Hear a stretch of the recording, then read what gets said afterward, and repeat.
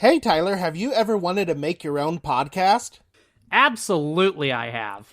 Well, if you want to make your podcast, you should go to Anchor. It's the easiest way to make a podcast. Here's why. For one, it's free to use, no monthly fees.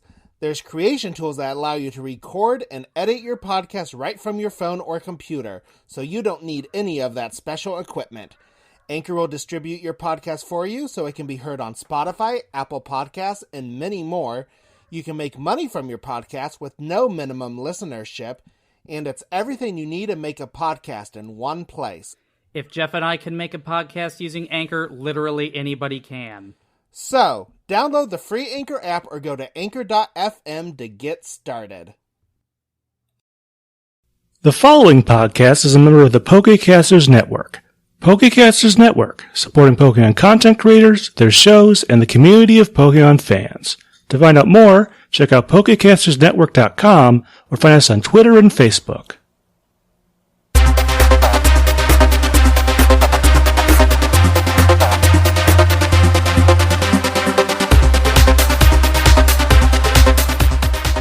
Hi everyone, and welcome to episode 19 of the Pokemon Snapshot. Hi Tyler, how are you doing today? I'm riding a tidal wave of emotions, Jeff. I don't even know. Thank you for telling the people what our episode is about, because if you've been following along, our next episode is called Tentacool and Tentacruel, and so Tyler was bringing in those water puns. He's about ready to replace Meowth with his puns. I've been waiting to drop that one for a solid week, Jeff. I looked for my opportunity last time, but just didn't feel right. Alright, but before we get started with the episode, let's remind everyone that, you can follow us on Twitter at Pokemon Snapshot. Leave us a tweet and we'll read it on air. You can also email us at thepokemonsnapshot@gmail.com. Plus, if you're listening on Apple Podcasts, please leave us a review and we'll read it on the air. We would like to take any feedback that you think would need to happen so that we can make this podcast better for our listeners. So, Tyler, are we ready to get into the episode? Oh, I'm ready. Alright, so today's episode is titled Tentacool and Tentacruel, episode 19. In Japanese, it was called Minokaragi Dokukaragi. That's a cool name. I like that. Yeah, it's literally Tentacool and Tentacruel's Japanese name. Okay. This episode originally aired on August 5th, 1997 in Japan, and October 1st, 1998 in the United States. That was 2 days before my birthday in 98, Jeff. That was 2 days before my 10th birthday. It was. So 9-year-old Tyler is about ready, in 2 days, I'm setting out on my Pokemon adventure. I know, I was probably thinking about, what kind of a preteen photo shoot that I was gonna do. What was that, J14? Was that the preteen, magazine? Is that what you were going to be in? I honestly have never heard of that before, but probably. I remember seeing it somewhere. I have no idea. I did not read those magazines. Yeah, I wasn't cool enough for stuff like that. Alright, so Tyler, let's just get in with our episode. Alright, sounds good. First of all, I want to apologize to everybody in advance. I'm going to really struggle saying Tentacruel. I was practicing that before the show. It's going to be terrible. But anyway, we begin our episode with Ash and his party admiring the blue skies and ocean scenery of Porta Vista. It appears they are stranded, as Ash says he wishes that a ship sailing by could take them off the island. I don't get why they want to leave, Jeff. This is like a tropical paradise. I'd set up a little food shop and just, settle down there at the ripe old age of 10. He's got to become a Pokemon master, Tyler. All right, I guess. The narrator explains that Ash and his party have missed the ferry and will have to wait a whopping 3 hours for the next one. I'm not sure if that really counts as stranded, but I guess kids can be dramatic.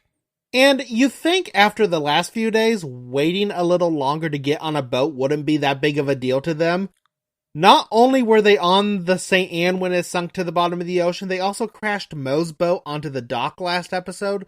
So the longer they have to get on another boat, I think it's the better. Yeah, honestly, I agree with you on that. Plus, like I was kind of alluding to before, oh no, I'm stuck in this tropical vacation town for another 3 hours. Whatever shall I do? Kind of thing. Like, come on, Ash, get your stuff together. Wake up and smell the roses. You've got good things going for you right now. Smell the roserade. Put the Pokemon pun in there. Okay. As they are waiting on the dock, Pikachu points out a Horsey sticking its head out of the water. Ash gets excited and pulls out the Pokédex, which explains that Horsey is a dragon Pokemon that lays thousands of eggs every spring.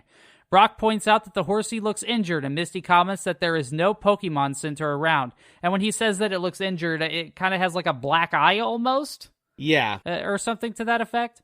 So Misty grabs a Pokeball to catch the Horsey, and the Horsey spits out some black goop into the water, effectively forming what appears to be an image of a Tentacool and a Tentacruel.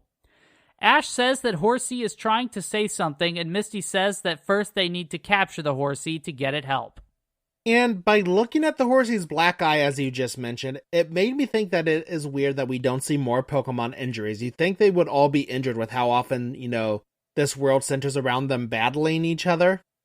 Well, heck yeah, look at what UFC fighters look like in between fights when they're active in their career. They look like a train wreck. And they only fight a few times a year. These Pokemon, they're fighting seemingly every day.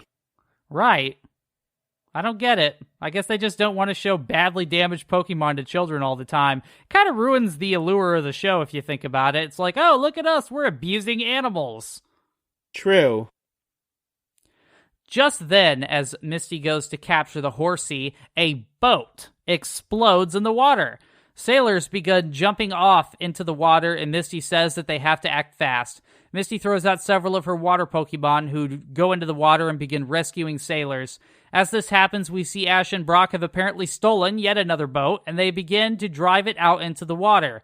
They begin picking up sailors as Misty's water Pokemon bring them over to the side of the boat. So they're like doing kind of a nice rescue mission.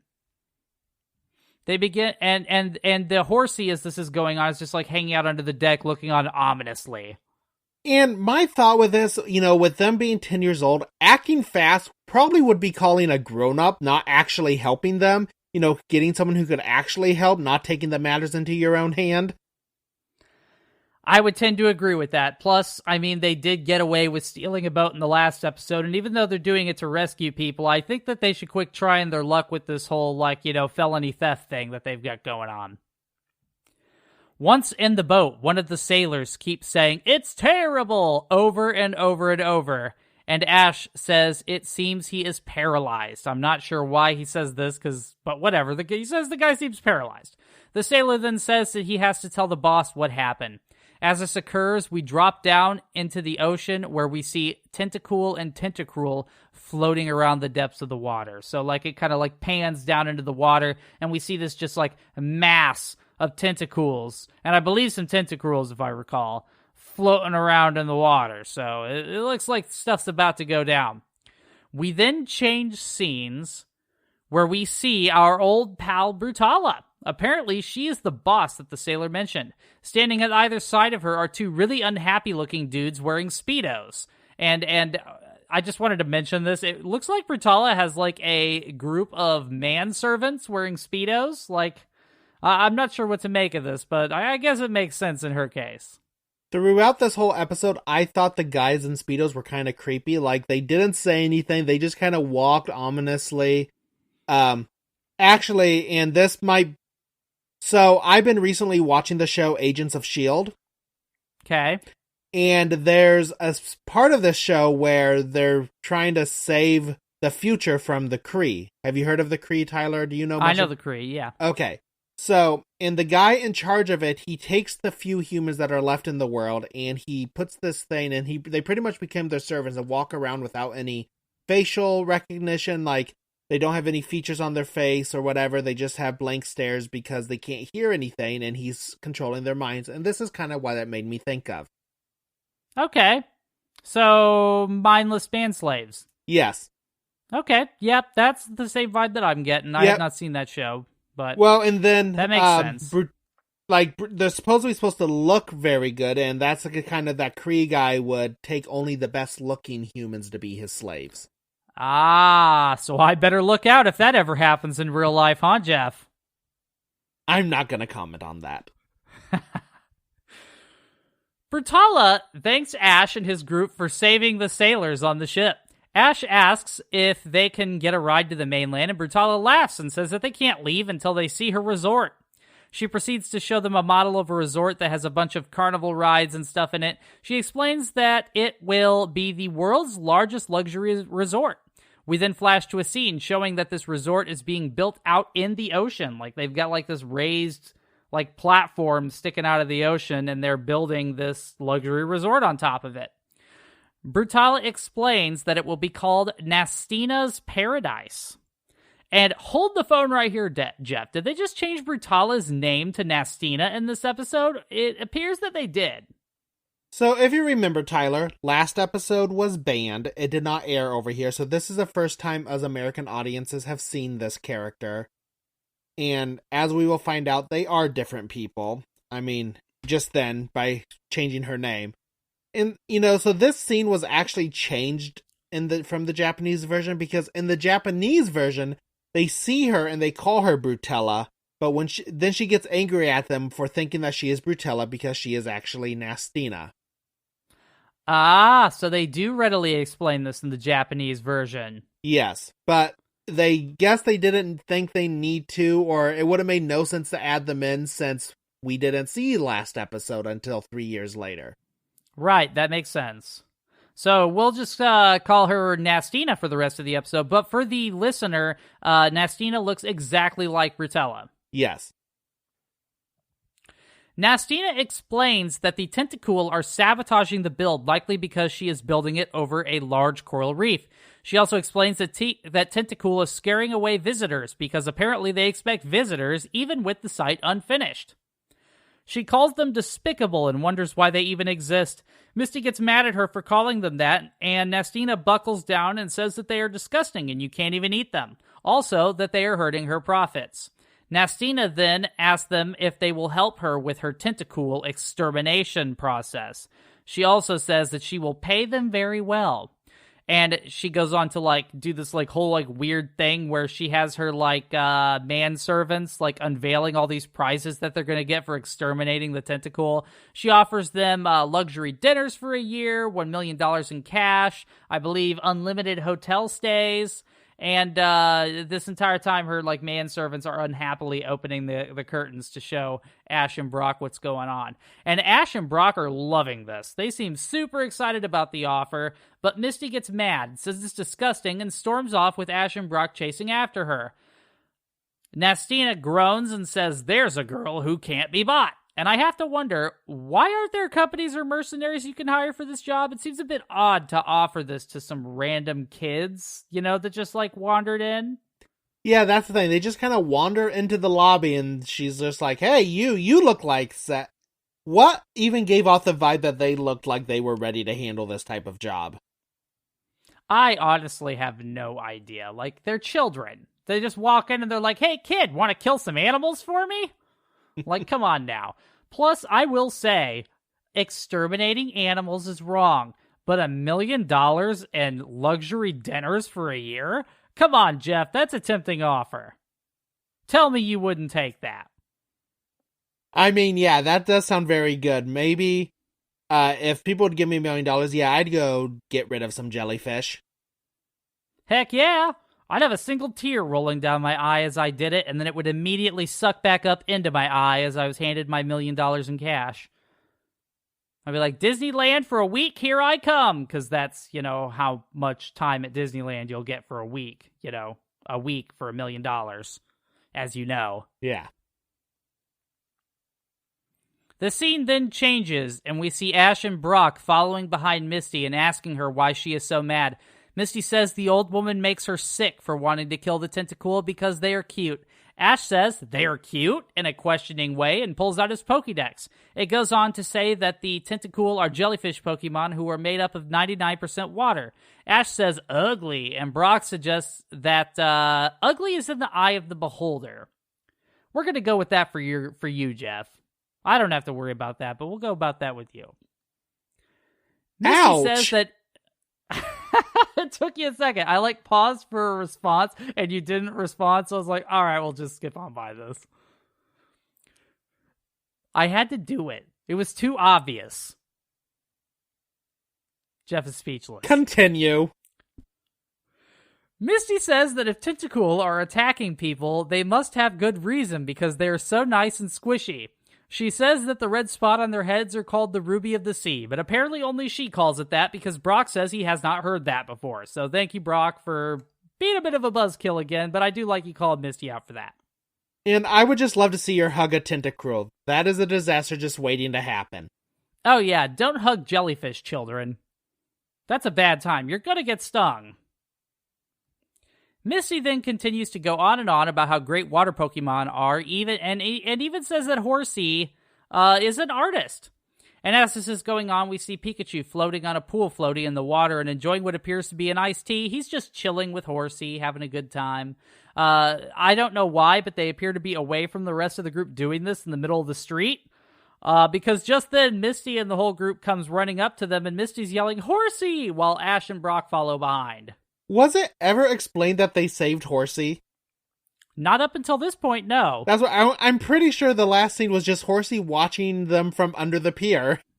Yeah. The episode would have made you think that, they saved that Horsey or whatever, and then that Horsey wasn't going to show up the rest of the episode. It's just gone. Right. Yeah, no, they just left it looking devastated under the pier, and now all of a sudden it's fine, though, I guess. Misty asks Horsey how it is, and it seems fine. Brock comments that the super potion must be working, so it is implied that they gave Horsey a super potion and left it floating in a children's pool with Pikachu in the middle of the street.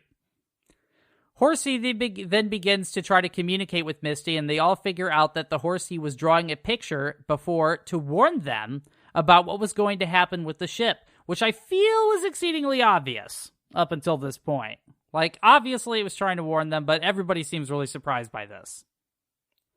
Just then, we hear Nastina come over to the intercom, so there's an intercom system in the city, and for some reason Nastina has access to this. So she comes over the intercom and says, Citizens of Porta Vista, listen up! Effective immediately, I am recruiting volunteers to exterminate the Tentacool terrorizing our town. And this kind of brought up a question for me. Is Porta Vista the town or the island? They never really made it clear.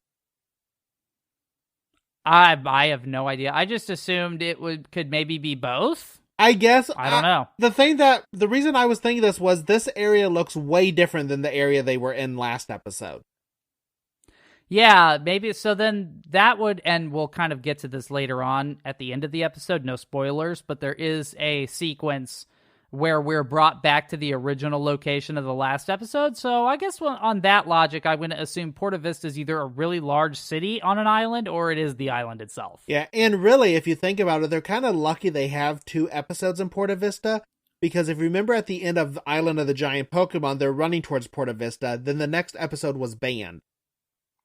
So this... Right. Yeah, if this episode didn't take place in Porta Vista, it would have just been wait, what happened? Right. And they would have never guessed what happened, Jeff. No, not in a million years. I wouldn't have. I know I wouldn't. It would not have crossed my mind. Underage girl bikini contest? Probably not. But it was. Nastina then goes on to explain that she will offer $1 million to anyone who destroys them. This shocks everyone, including Ash and Brock, who 5 minutes ago were about to accept the very same offer. They're all like, oh my gosh, that's terrible. She's going to offer $1 million to kill these Tentacool. Brock and Ash, y'all was about to take it. If Misty would have agreed with you, you'd be on a boat right now trying to kill a bunch of Tentacool. Calm down. Nastina asks anyone who wants to help to come to the yacht harbor immediately. And this doesn't seem like a very good business tactic to give everyone on the island a chance to get free meals. Yeah, she doesn't explain this well. Do they need to bring the head of one Tentacool, or what's the deal with this? How do you collect this? Misty scoffs and says she expects people to exterminate the Tentacool for money. How ridiculous! But we then see that it wasn't ridiculous after all, as a crowd of people begins running to the yacht harbor, and they trample Ash and his party along the way. Yeah, and I guess Misty doesn't understand what people will do for money. And as you said earlier, weren't they going to take the same job for the money? So why are they all surprised? They were all going to do it. Well, not Misty. Not Misty, but Ash and Brock were. Yeah. But yeah, so they shouldn't be surprised that the offer was given, which they were. They're like, oh my gosh, like, you were just offered that 5 minutes ago. Like, you just left. The conversation just happened. And not only that, but Ash and Brock are, like, surprised that people are going to take the offer when they were very excited by it before. It must have been the dinners, Jeff. She didn't offer the dinners to the random people. She just offered the $1 million. So I'm willing to bet that it was the dinners that really sealed the deal for Brock and Ash. Well, you've seen how often they're running around starving. Right. Right, that's very true. Just then, so all these people, like, run to the yacht harbor, and they're, like, standing around in a crowd and all that, and just then Nastina drives up in a tank and begins asking which volunteers want to win the $1 million, and people all begin begging for her to pick them. And this tank seems a bit excessive to battle some jellyfish. You know, I would think that in normal circumstances, but they did a pretty good job of literally exploding that boat before, so, I mean, they probably got some firepower. And, you know, this actually does remind me of a story. I was probably around 10. I remember we were at, my family, I grew up on a lake. We had a lake across the street from us that my family owned. And it just makes me think, not quite a tank, but my cousin shot a firecracker into the lake. Right. And the next thing we know, a dead fish pops up. That's terrible, Jeff. It is, but I didn't do it. I was just a bystander. But I guess that was her plan with the tank, except she wanted more than just one to pop up. You know, I just want to throw this out there, too. That is definitely the most hillbilly story I've ever heard come from you. Like, you grew up in a small town in Iowa, but I don't really hear too many hillbilly stories from you, Jeff. But that's a hillbilly story. Yeah, I don't have a lot of hillbilly stories. I was told, you know, you grew up in small town Iowa, so we have, you know, the typical farm kid, right? Yes, of course. So you have, if any of you are from, like, big cities, don't understand, like, the farm kid if you went to school in Iowa and not any of the big metropolises in Iowa, not a lot of them. The typical farm kid, you always have this kid at your school that, you know, they didn't have TV, they listened to the radio, he helped on his farm, he's been driving a tractor since he was like 12 years old. You know, and that's, or younger. Yeah, they usually don't play any sports. They're pretty much the only extracurricular activity they do is FFA, which back then, right. What, you know, it doesn't stand for this now, but I won't get into that, but Future Farmers of America. And so I grew up on a farm. I was part of FFA. I played a little bit of sports. I did other activities. I wasn't the typical farm kid growing up. Once told me that I was just the city kid who lived on a farm. That's a sick burn in a small town. I know. That's not fair. That's uncalled for. You shot a fish with a firecracker. I guess I should have told him that story, but I never grew. My dad probably just didn't trust me to drive the tractor. Right, I can see that. I've driven in a car with you, Jeff. It's a terrifying experience. I'll never forget, and this is really like just going from one tangent to another, but I have to throw this out there because it's relevant. Do you remember that time that we brought our buddy Torsten from Denmark on a car ride with you? And this guy was a combat vet from Iraq, and he made a comment to you, Jeff, that he was more frightened riding in a car with you than he was on patrol in Iraq. Granted, my GPS always tried to kill me back then. It tried to take us the wrong way down a one-way. It did. But I mean, your driving is questionable, Jeff. I'm just going to throw that out there. So I totally see, to bring this back around, bring it full circle, I totally see why your dad did not trust you driving a tractor. All right, let's just continue with the episode. Okay, so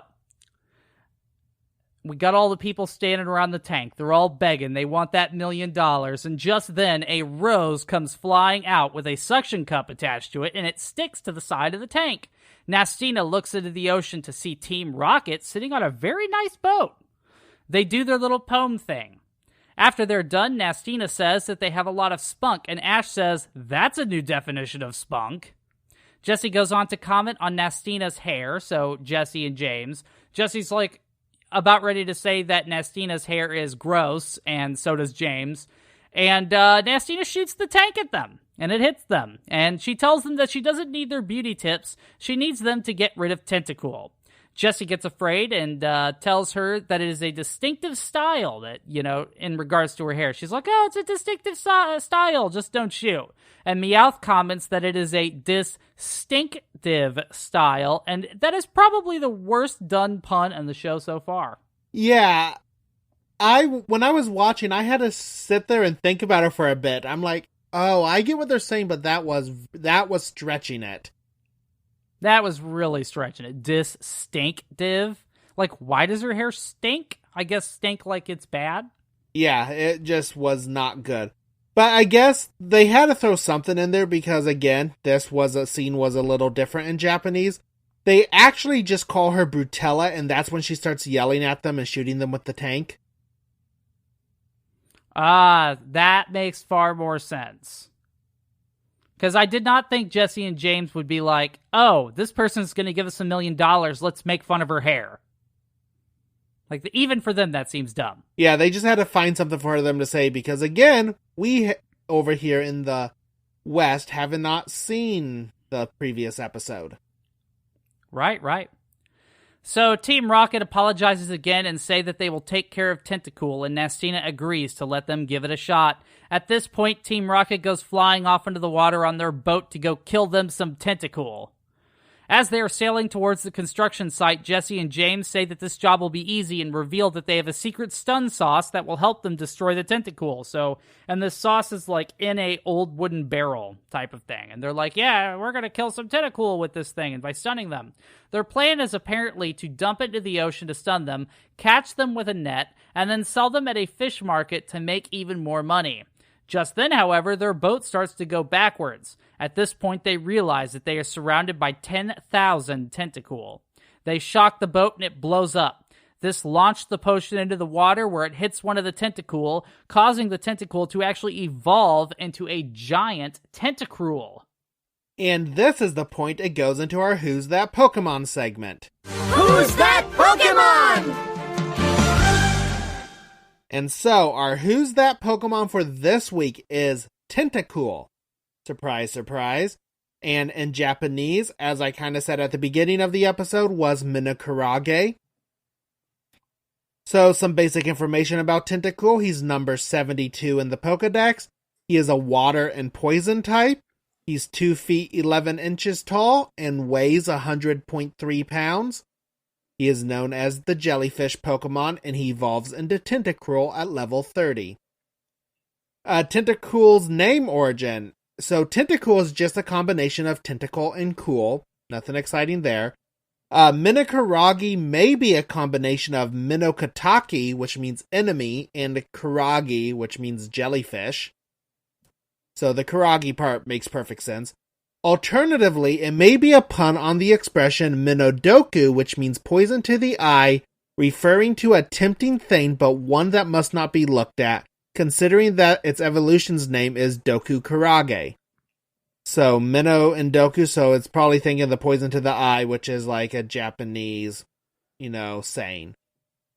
Alright, what is Tentacool based off of? Tentacool is based on a jellyfish, possibly a species of box jellyfish, such as Chironex fleckeri or Carukia barnesi. The fact that it has only 2 tentacles may be based on a squid. Tentacool also resembles several varieties of the bug-eyed monster and other alien invaders from 1950s B movies, which is reflected in its ability to fire lasers from the gems on its head. Tentacool's biology. Tentacool is a small jellyfish-like Pokemon. It has a light blue clear body with 2 large transparent red crystals on each side of its body and 1 small one in the middle. Near the base of its body is a pointed beak-like projection and 2 eyes with small pupils. There are 2 grayish tentacles extending from beneath its round lower body, which has a cape-like formation on the back. Some Pokedex entries about Tentacool. So, red and blue states, it drifts in shallow seas. Anglers who hook them by accident are often punished by its stinging acid. Pokemon Ruby states, Tentacool's body is largely composed of water. it is removed from the sea, it dries up like parchment. If this Pokemon happens to become dehydrated, put it back into the sea. So kind of like starfish of today. Like, isn't that the thing with the starfish? If they're all dried up, you can return them to the ocean and they'll come back to life. I honestly have no idea, but I sure hope not, because I collected a few of those when I was in Florida as a kid. So I might have ended a life.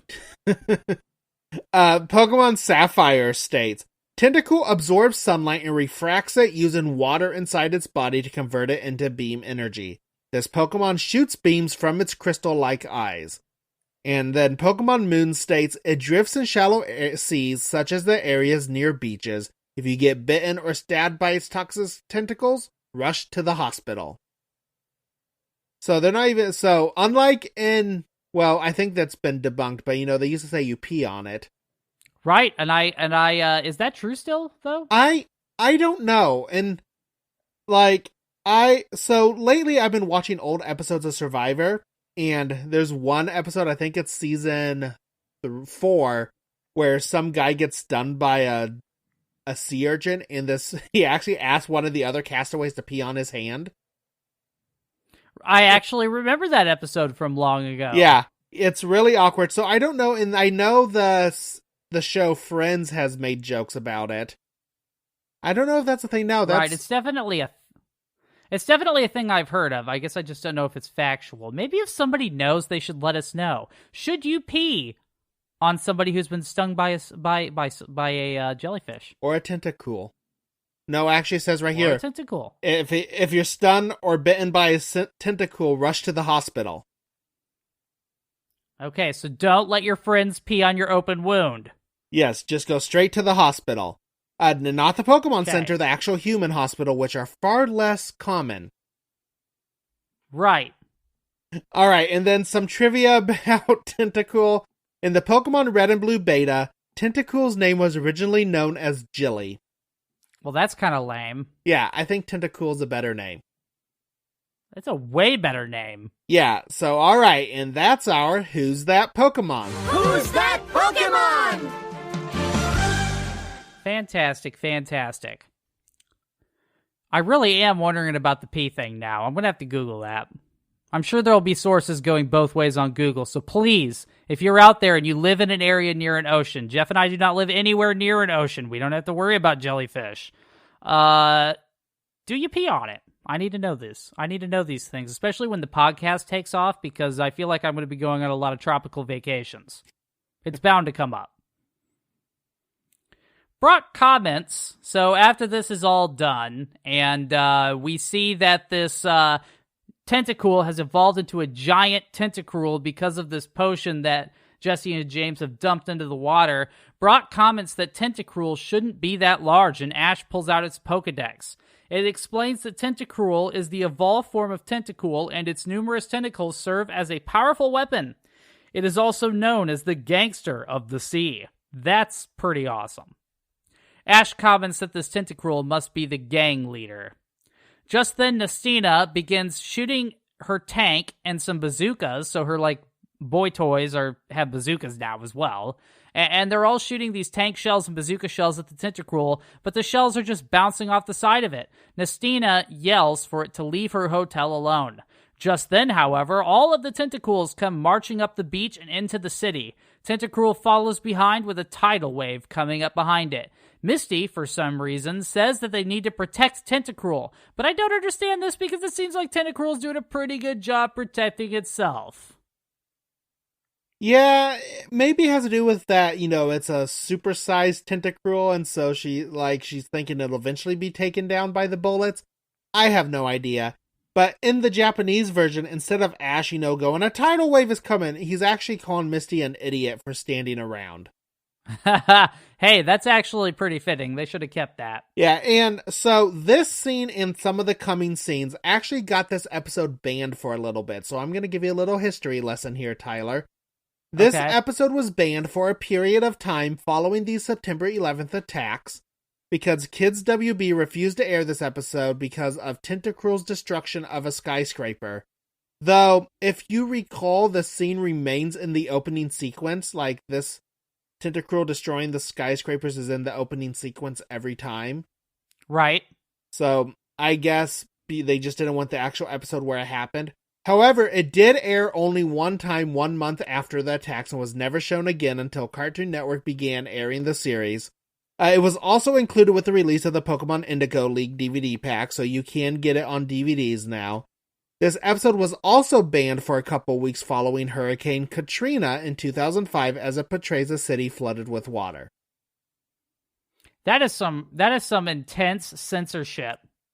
Pokemon has a few of these, so this is going way... I don't even know what season it is. There was an episode that was banned in Japan. It never released in Japan, so it never released over here, because it was all about Whiscash and causing earthquakes, and it was supposed to air right after Japan had that giant earthquake.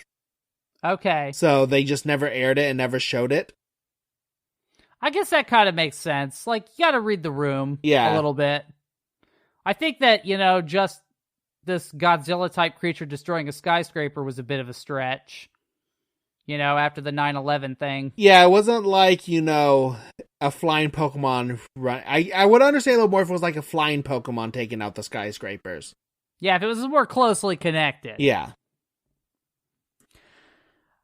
So as this is going on, people in the streets begin running and screaming as all the streets fill up with water. So it's like the whole thing is like being tidal waved, and the Tentacool are floating around in it. Once the wave goes by, we see Team Rocket has escaped death by grabbing onto a pole. They agree that they can get down now, but then realize that the pole is actually the top of a skyscraper. We then see Tentacruel continuing to destroy the city Godzilla style. So one of the areas he destroys is the rides down on the pier, like, kind of like the pier in Atlantic City where all the rides are. So people in Porta Vista are not going to have a place to go for fun. Like, this is the second theme park on this island just destroyed. Well, shoot, it sort of seems like Tentacruel's aim is to ruin all their fun and their homes and livelihoods. Yeah, true. From a safe distance, Ash, Brock, and Misty watch on as Brock states the obvious yet again, and that Horsey was trying to warn them about this. I feel like we already knew this. Misty is confused why they would do this and states that now everyone will be against them. We then see Tentacruel again, and it's still destroying the city. A portion of it has very high water, and buildings are toppled over in the water. Ash looks to Pikachu and says he has to do something, but Pikachu doesn't seem eager to help, and Ash agrees that Pikachu couldn't battle something that big. What is with Ash constantly trying to send Pikachu into life-threatening situations without any regard for his safety? At least this time he stopped himself. That's true, he did. Character growth. Still in the wall of shame, though, Ash, but character growth. We then see that Tentacruel is actually holding on to Meowth and one of its tentacles. Team Rocket sees Meowth and says that he has abandoned them. James says it's a Tentacruel world, haha, before the world does us all a favor and washes them away in the water. We then see Tentacruel place its tentacles on Meowth's head and begin speaking through him. It appears that Meowth is being used as some sort of communication device or a puppet to communicate for the Tentacruel. Tentacruel says through Meowth, "We are Tentacruel and Tentacool. Humans have destroyed our ocean home, and now we will have our revenge." As this happens, we see some normal-sized Tentacruels shooting laser beams out of their heads at the city.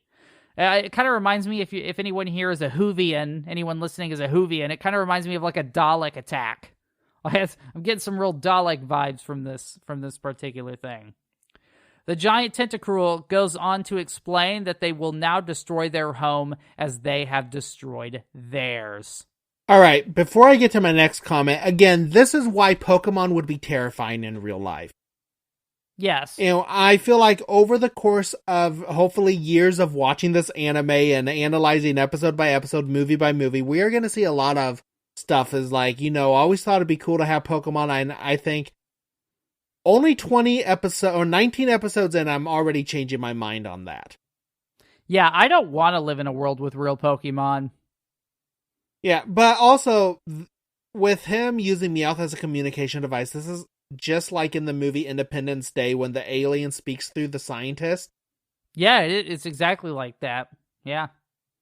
I'm wondering if that inspired this. I'm gonna guess so. I mean, let's see, this would have come out in 97. Independence Day came out in 96. Yeah, probably right after. It did come out in 96 because I was trying to research that scene before this episode, but I couldn't find it on YouTube, and I couldn't, find the right buzzwords to find me the exact scene.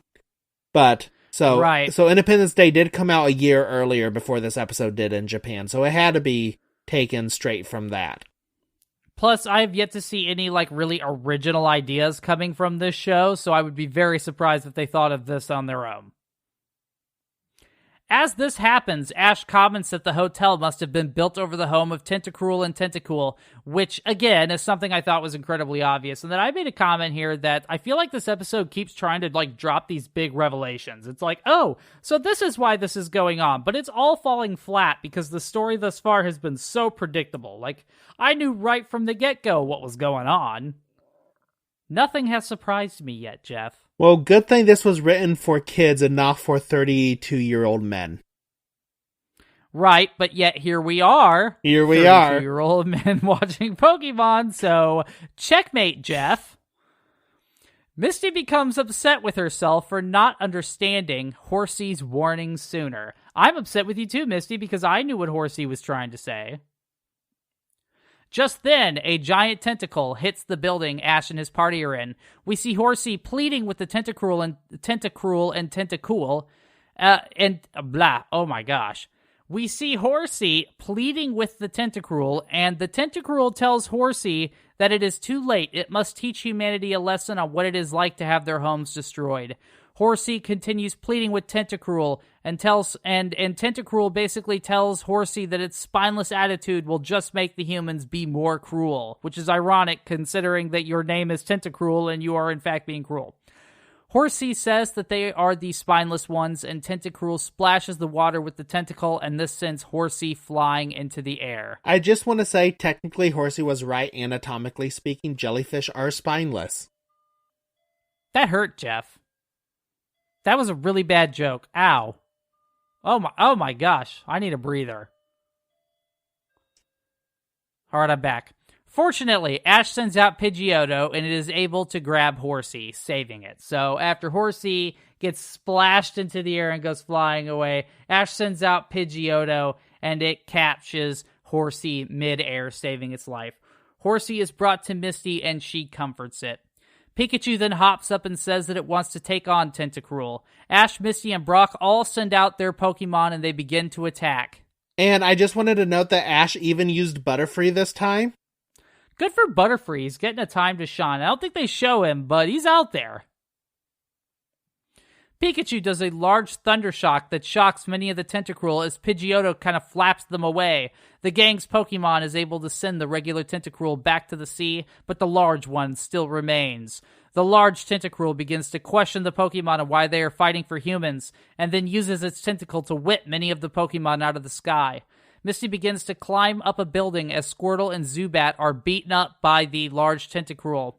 We then see Pikachu riding on Pidgeotto, and it tries to reason with Tentacruel. So, Pikachu goes, flying up to eye level with Tentacruel on the back of Pidgeotto.